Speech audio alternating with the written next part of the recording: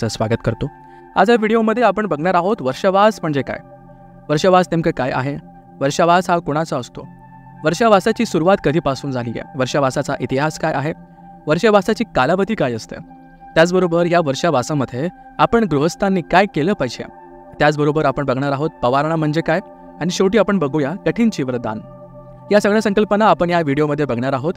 आपल्याला विनंती आहे की आपण या चॅनलला सबस्क्राइब करावं आणि आपल्या मित्र परिवारामध्ये सुद्धा हा व्हिडिओ शेअर करावा। त्याचबरोबर जर तुम्हाला आमचा धम्मसंगायन व्हॉट्सअप ग्रुप जॉईन करायचा असेल तर या बारकोडला स्कॅन करा किंवा डिस्क्रिप्शन बॉक्समध्ये लिंक दिली आहे ती जॉईन करा। येणाऱ्या काळामध्ये आपण खूप सारे विषयांवरती माहिती घेणार आहोत, त्याच्यामध्ये उपस्थित खूप सारे स्वतःचा अभ्यास करणार आहोत। शील म्हणजे काय, अष्टशील काय असतं, पंचशील काय असतं, कशा प्रकारे या वर्षावासाच्या काळामध्ये आपण जास्त कुशल कर्म करू शकतो, या वर्षावासामध्ये आपण किती प्रकारचे कुशल कर्म करू शकतो, कशा प्रकारे पुण्य अर्जित करू शकतो, हा अभ्यास आपण खूप साऱ्या धम्मपद अट्टकथा, जातक अट्टकथा आणि त्याचबरोबर खूप साऱ्या सूत्रांचा आधार घेऊन शिकणार आहोत। आता या व्हिडिओमध्ये आपण बघूया की वर्षावास नेमकं काय आहे। वर्षावास हा शब्द आपण मराठी हिंदीमध्ये फक्त वर्षावास म्हणून बघत असतो, पण त्याचबरोबर जर पालीमध्ये आपण याचा प्रॉपर अर्थ बघितला तर वर्षावासला पालीमध्ये वस्सावास असं म्हटलं जाईल। वस्सा आवास, वस्सा म्हणजे पाऊस, पावसाळा, ज्या काळामध्ये ज्या ऋतूमध्ये पाऊस पडतो त्याला वस्सा म्हटलं गेलंय। त्यापुढे आवास, पाऊस पडत असताना पावसाळ्यामध्ये ज्या ठिकाणी आपण राहतो, आश्रय घेतो, आवास करतो, असा वर्षावास, वस्सावास अशा प्रकारचा रेफरन्स आपल्याला त्रिपिटकामध्ये भेटत असतो।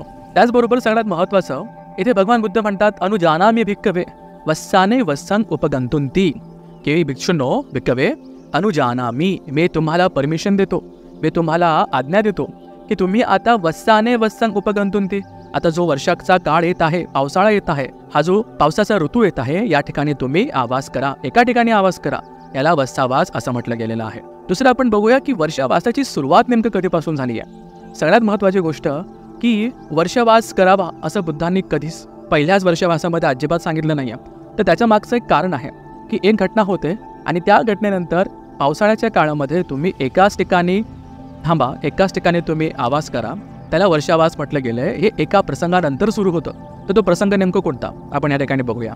आपल्याला विनय पिटकाच्या महावग्गामध्ये वर्षावासाबद्दल संपूर्ण माहिती मिळते की वर्षावास कशी सुरू झाला। इथे आपण बघूया, तेन समयेन बुद्ध भगवा राजगहे विहरती वेळुवने कलंदक निवाप्य। आता एका समयी भगवान बुद्ध राजगृहामध्ये राहत होते वेळुवनामध्ये। त्यावेळेस काय झालं, तेन कोपन समयेन भगवता भिक्खूनां वस्सावासो अपय्यतो होती, की त्यावेळेस भगवंताच्या ज्या संघ आहे, भिक्षू संघ आहे, त्यांना वर्षावास नेमकं काय ते माहीत नव्हतं किंवा वर्षावास करण्याची पद्धत नव्हती। तेव्हा असं झालं, ते इथं भिक्खू हेमंतंपी किहंपी वस्तंपी चारिका चरंती, त्यावेळेस भिक्षू संघ हा उन्हाळ्यामध्ये, पावसाळ्यामध्ये, त्यानंतर हिवाळ्यामध्ये सुद्धा चारिका करत राहायचं। 12ही महिने ते चारिका करत असायचे, एका ठिकाणाहून दुसऱ्या ठिकाणी ते प्रवास करत असायचे 12ही महिने। मनुष्य उज्जायंती किंयती विपाचयंती, तर इतर जे लोक होते ते थोडेसे क्रोधित झाले, चिडलेत भिक्षू संघावरती आणि म्हणायचे कतही नाम समणा सत्यपुत्तिया, की हे बुद्धांचे, श्रमण गौतमाचे जे शाक्य पुत्र आहेत, जे भिक्षू आहेत, हे असे कसे भिक्षू आहेत, हेमंतंपी गेहंपी वसंपी चारिकं चरिसंती, की हे तिन्ही ऋतूमध्ये, पावसाळ्यामध्ये, हिवाळ्यामध्ये, उन्हाळ्यामध्ये हे चारिका करत आहेत। हरिताणी तिणानी समदंता, की हे जे छोटे छोटे गवत उगवलेलं आहे, छोटे छोटे रोपं आलेली आहेत, त्यांना एक इंद्रियं जीवं विहेठंता, की जे लहान लहान एकजीवी असे छोटेसे पौधे वगैरे आहेत, रोपटे आहेत, बहुखुद्दके पाणे संघात आपादेंता, की हे जे खूप लहान लहान जितके पण गवत उगवलं आहे, छोटे छोटे रोपं आहेत किंवा छोटे छोटे जीवजंतू कीटक आहेत, यांच्यावर चालत जातात, यांचं मर्दन करत जातात पुढे। इवे ही नाम अय्य तित्तिया दुरखात धम्मा वत्सा वासन अल्ली येसंती, लोक परेशान झालेत, लोक म्हणतायत की हे असे कसे श्रमण गौतम आहेत, हे असे कसे बुद्धांचे भिक्षू संघ आहेत की जे तिघी ऋतूमध्ये चारिका करत असतात, जे छोटे छोटे गवत उगले आहे, रोप उगले आहे, त्यांच्यावर चालत जातात, त्यांना मारत जातात, खूप सारे कीटक यांच्या पायाखाली येऊन मरतात। आणि पुढे असं म्हणतात की दुसरे संप्रदायाचे लोक आहेत ज्यांचा धम्म किंवा ज्यांची शिकवण इतक्या चांगल्या प्रकारे सुद्धा शिकवली गेलेली नाहीये। इथं शब्द आपण बघू शकतो, दुरखात धम्मा, दुरखात, आपण धम्मगुणमध्ये एक शब्द बघतो, स्वाख्यातो भगवता धम्मो, स्वाख्यातो, स्वाख्यातो म्हणजे सुआख्यातो, सुआख्यातो, खूप चांगल्या प्रकारे सांगितला गेलेला धम्म, स्वाख्यातो भगवता धम्मो, भगवान बुद्धांचा धम्म खूप चांगल्या प्रकारे सांगितला गेला आहे की त्याला अधिक स्पष्टीकरणाची गरज नाहीये। सुआख्यातो, सुस्पष्टपणे बुद्धांनी धम्म सांगितला आहे। याच्या विरुद्ध जर आपण शब्द पाहिला तर तो आहे दुरखात धम्मा, म्हणजे इतर संप्रदायाचे, इतर धर्माचे जे लोक आहेत त्यांचा धर्म इतका चांगल्या प्रकारे सांगितला गेलेला नाही आहे. त्यांची शिकवण इतक्या डिटेलमध्ये, इतक्या सुंदर पद्धतीने किंवा मुळात तो धम्मच नाही आहे असं तो सांगितला गेलेला आहे. ते लोकसुद्धा वर्षावासाच्या काळामध्ये एका ठिकाणी राहतात. ते वर्षावासाचे 3-4 महिने जे असतात ते एका ठिकाणी वास करतात असे तो लोक बोलतात. पुढे म्हणतात, एमे ही नाम सकुंतका रुक्ख केसू कुलावकानी करित्वा वस्सावासं अल्ली संती. की बाबा जसं ते लोक असे राहतात जसं की एखादा पक्षी पावसाळ्यामध्ये घरटं करून राहतो, एका ठिकाणी राहतो, तसे ते लोक राहत आहेत. असे लोक आता बुद्धांच्या संघाची निंदा करू लागलेत. मग होतं काय? हळूहळू ही गोष्ट आता बुद्धांपर्यंत पोचते. भिक्षूंना कळतं की आपल्याकडनं चुकी होते का, लोक आपली निंदा करतायत, आपल्यावर दोषारोपण करतायत. आता ही सगळी गोष्ट जाऊन ते बुद्धांना सांगतात आणि बुद्ध तेव्हा म्हणतात, आता को भगवा एतस्मिंग निदाने एतस्मिंग पकरणे धम्मिंग कथन कत्वा भिक्खू आमंतेसे. तेव्हा भगवान बुद्ध भिक्षूंना धम्मकथा सांगून, या प्रकरणाचा रेफरन्स देऊन धम्मकथा सांगून त्यांचं कुशलचित्त वर आणून त्यांना प्रसन्न करून धम्म सांगतात आणि पुढे म्हणतात, अनुजानामी भिक्खवे. भिक्षुंनो, मी तुम्हाला परमिशन देतो, मी तुम्हाला आज्ञा देतो की तुम्ही वत्संग उपगंतुती. आता हा जो पावसाळ्याचा ऋतू येत आहे त्याला तुम्ही अप्रोच करा. कसा अप्रोच करायचा? की तुम्ही एका ठिकाणी राहा. अनुजानामी भिक्खवे वस्ताने वत्संग उपगंतुती. तुम्ही या वर्षावासाला सामोरे जा, तुम्ही वर्षावास एका ठिकाणी घालवा, अशा प्रकारे बुद्ध सांगतात आणि इथूनच वर्षावासाची सुरुवात होते. आता आपण बघूया की वर्षावासाचा कालावधी नेमका काय असतो. तर आपल्याला विनयपिटकाच्या महावग्गामध्ये सुस्पष्टपणे बुद्धांनी सांगितले की वर्षावास कधी सुरू करायचा. इथे या ठिकाणी बुद्ध सांगतायत आषाढ पौर्णिमेच्या दुसऱ्या दिवसापासून तुम्ही वर्षावास सुरू करू शकतात, जो कालांतराने 3 महिन्यापर्यंत असतो. हा वर्षावासाचा काल असतो. पुढे वर्षावासामध्ये आपण जे गृहस्थ लोक आहोत त्यांनी काय केलं पाहिजे. आता सगळ्यात मोठा मुद्दा हा आहे की वर्षावास तर फक्त भिक्षू संघाचा असतो. भिक्षू संघ, भिक्षुणी संघ, भिक्षू संघ, भिक्षुणी संघ एका विहारामध्ये 3 महिने त्यांचे व्यतीत करतात, तिथे आवास करतात. बऱ्याच ठिकाणी आपण आपल्या महाराष्ट्रामध्ये, आपल्या देशामध्ये बघत असतो भिक्षू संघ फार मोठ्या प्रमाणामध्ये विहारामध्ये राहत असतो, प्रवास टाळतो. नंतर विहारांमध्ये खूप सारे कार्यक्रम होत असतात, धम्मदेसनेचे कार्यक्रम होत असतात, ग्रंथपठणाचे कार्यक्रम होत असतात. शनिवार रविवारी त्या ठिकाणी आपण धम्मदेसना ऐकत असतो. अशा प्रकारचे कार्यक्रम सध्या चालत असतात. तर बुद्धांच्या वेळेत असं काय व्हायचं की धम्मदेसनेची तशी पद्धत नसायची किंवा आत्तापर्यंत धम्मदेसना कोणत्या दिवशी द्यायचे किंवा काय असं काही नियमसुद्धा नव्हते.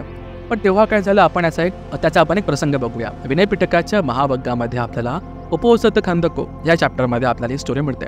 आता होतं काय, तेन समयेन बुद्ध भगवा राजगहवरती गिज्जकूट बबते. आता गिज्जकूटामध्ये राजगृहामध्ये जेव्हा भगवंत राहत होते तेव्हा असं झालं की जे अन्य तिथिया, जे दुसऱ्या पंथाचे, दुसऱ्या संप्रदायाचे जे परिव्राजक होते, त्यांची जी उपासक गण होते, त्यांचे जे शिष्य कोण होते किंवा गृहस्थ होते, ज्यांची त्या परिव्राजकांमध्ये श्रद्धा होती, ते लोक काय करायचे, ते लोक अष्टमी असेल, अमावस्या, पौर्णिमा ह्या दिवशी ते त्यांना भेटायला जायचे त्यांच्या आश्रमामध्ये, त्यांच्या मंदिरामध्ये आणि त्यांच्याकडनं ते धम्म ऐकायचे आणि हे नेहमी चालत असायचं. पण तेव्हा हा प्रश्न पडला राजा बिंबिसाराला.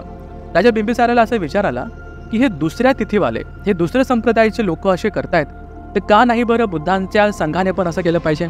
ते जातात, बुद्धांना भेटतात, बुद्धांना विनंती करतात आणि बुद्धांना प्रसंग सांगतात. तेव्हा बुद्ध राजा बिंबिसाराचं कौतुक करतात आणि सांगतात की हो, ही खूप चांगली गोष्ट आहे. आणि पुढे म्हणतात भिक्षू संघाला, अनुजानामी भिक्खवे चातुर्दशे पन्नरसे अठ्ठमियाच पक्खस सन्निपती दोनती.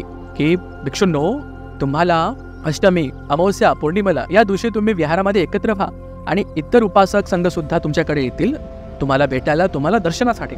मग पुढे असं झालं की दर अष्टमीला, अमावस्येला, पौर्णिमेला खूप सारे उपासक उपासिका संघ भिक्षूंना भेटायला जायचे, भोजन दान करायचे. पण व्हायचं असं की भिक्षू संघ तिथे धम्मदेसना देतच नसायचे, शांतचे शांत राहायचे.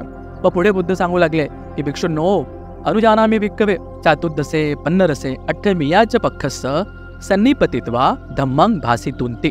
हे भिक्षुंनो, तुम्हाला मी परमिशन देतो की अष्टमीला, अमावस्येला, पौर्णिमेला जेव्हा जेव्हा तुम्ही जमा होतात सन्निपतित्वा, तेव्हा तुम्ही धम्म सांगा, तुम्ही धम्मदेसना द्या. जे उपासक उपासिका संघ आला आहे त्यांना तुम्ही धम्म सांगा. अशा प्रकारे एक एक प्रसंगानंतर अशा प्रथा सुरू झाल्यात, जे आपल्यासाठी खूप कल्याणकारी आहे. आपण उपासक संघ म्हणून, उपासिका संघ म्हणून हे आपले कर्तव्य बनतं की आपल्या नजीकच्या विहारामध्ये भिक्षू संघ खूप मोठ्या प्रमाणामध्ये आहे. 1 भिक्षू असो, 10 भिक्षू असो, 100 भिक्षू असो, आपण त्यांची सेवा केली पाहिजे. त्यांना दान धर्म केला पाहिजे, भोजन दान दिलं पाहिजे, त्यांना जीवन उपयोगी वस्तू आपण त्यांना दान दिल्या पाहिजे, त्यांच्याकडनं धम्मश्रवण केलं पाहिजे. धम्मदेसना ऐकले पाहिजे, त्यानेच आपल्या पारायणे पूर्ण होतील. आणि म्हणूनच वर्षावासाचे हे 3 महिने खूपच पवित्र, खूपच महत्त्वाचे मानले गेलेले आहेत.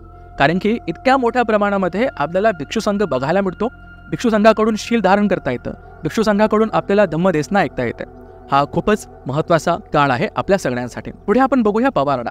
आता पवारणामध्ये उपासक संघाचं इतकं काम नाही आहे. खरं बघायला गेलं तर पवारणा ही फक्त भिक्षूंची असते. वर्षावास झाल्यानंतर वर्षावास समाप्तीला पवारणा होते. पवारणेमध्ये फक्त भिक्षू संघ एकत्रित असतो. जे ज्युनियर बनते असतात, लहान बनते असतात, ते त्यांच्या सिनियर बनतेंना याचना करतात आणि त्यांनी त्यांचा हा जो वर्षावास कसा व्यतीत केलेला आहे त्याच्याबद्दल ते त्यांच्या गुरुजींना सांगतात की ह्या पूर्ण वर्षावासामध्ये त्यांच्याकडनं काही चुकी झाली आहे का, काही दोष घडला आहे का, ते डिस्कस करतात भिक्षू संघामध्ये. आणि यालाच पवारणा म्हटली गेलेली आहे. याचे काही नियम आहेत जे भिक्षू संघांसाठी फार महत्त्वाचे आहेत. पुढे आहे कठीण चिवरदान. कठीण चिवरदानाची प्रथा मागच्या काही वर्षांमध्ये आपल्या महाराष्ट्रामध्ये म्हणा किंवा भारतामध्ये खूप प्रचलित झालेली आहे.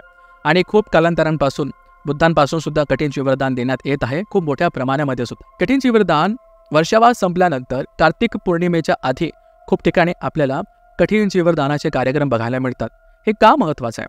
तर एक प्रसंग असा येतो की एका ठिकाणाहून बुद्धांना भेटायला काही भिक्षू संघ येतो आणि त्या भिक्षू संघाने खूप कठीण पद्धतीने, खूप चांगल्या पद्धतीने त्यांनी त्यांचा वर्षावास हा व्यतीत केलेला असतो. त्या ठिकाणी बुद्ध त्यांचं कौतुक करतात, त्यांचं स्वागत करतात आणि संघाला सांगतात की तुम्ही याला कठीण चिवर द्या. याचा अर्थ असा, राहुल सांकृत्यायांनी आपल्या विनयपिटकाच्या पुस्तकामध्ये अशी नोट दिली आहे. ते म्हणतात की कठीण चिवरदानचा खरा अर्थ असा होतो की एखाद्या भिक्षूने खूप चांगल्या प्रकारे त्यांचं वर्षावास व्यतीत केला आहे, खूप चांगल्या प्रकारे परिश्रम करून वर्षावास घालवला आहे, तर त्या भिक्षूंचं कौतुक करण्यासाठी, त्यांना आदर देण्यासाठी कठीण चिवरदान दिलं जातं. अशी एक परंपरा बुद्धांपासनं आता सुद्धा आपल्याकडे होते. आता कठीण चिवरदानाचे खूप सारे प्रकार आहेत जे आपण खूप ठिकाणी बघत असतो. काही ठिकाणी तर अगदी कापसापासून सुरुवात केल्यानंतर पूर्ण 24 तासामध्ये हे चिवर बनवलं जातं, चिवर शिवलं जातं आणि नाना प्रकारे खूप साऱ्या देशांमध्ये याच्या विविध पद्धती आहे. याचा एकच अर्थ असा की ज्या भिक्षू संघाने मागच्या 3 महिन्यामध्ये आपल्यासाठी परिश्रम घेतलं, आपल्यासाठी धम्मदेसना दिली, एकाच ठिकाणी राहून आपल्याला पुण्य कमवण्यासाठी इतकी सगळी संधी दिली, त्यांचे आभार मानण्यासाठी आपण कठीण चिवरदान देत असतो. आणि अख्ख्या भारतासकट अख्ख्या जगामध्ये खूप साऱ्या पद्धतीने कठीण चिवरदान होत असतं. आता हा झाला विषय वर्षावासाचा. पुढे आपण बघणार आहोत पुढच्या व्हिडिओमध्ये वर्षावासामध्ये आपण काय केलं पाहिजे. हो, वर्षावास हा खूप पवित्र महिने आहेत आपल्याला पुण्य अर्पण करण्यासाठी. वर्षावासामध्ये आपण काय केलं पाहिजे, शील काय असतं, शिलांचे किती प्रकार असतात, पंचशील, अष्टशील, दशशील, हे कोणासाठी आहे, याला कसं धारण केलं पाहिजे, कशा पद्धतीने याचं पालन केलं पाहिजे, किती प्रकारचे शील असतात, किती प्रकारचे अष्टशील असतात. बुद्धांनी खूप चांगल्या प्रकारे याला एक्सप्लेन केलं आहे, जे आपण येणाऱ्या खूप साऱ्या व्हिडिओमध्ये बघणार आहोत. जर आपल्याला हा व्हिडिओ पसंत आला असेल तर आपण याला लाईक करावा, आपल्या मित्र परिवारामध्ये आपल्याला शेअर करावा. तर तुम्हाला आमचा व्हॉट्सअप ग्रुप जॉईन करायचा असेल तर डिस्क्रिप्शनमध्ये लिंक दिली, त्याला फॉलो करा किंवा या बारकोडला स्कॅन करा. नमो बुद्धाय, जय भीम. अपने पेज को फॉलो, चैनल को सब्सक्राइब करके घंटी आइकन को जरूर दबाएं ताकि आगे आने वाली सब वीडियो आपको पहले मिले. जय भारत, जय संविधान.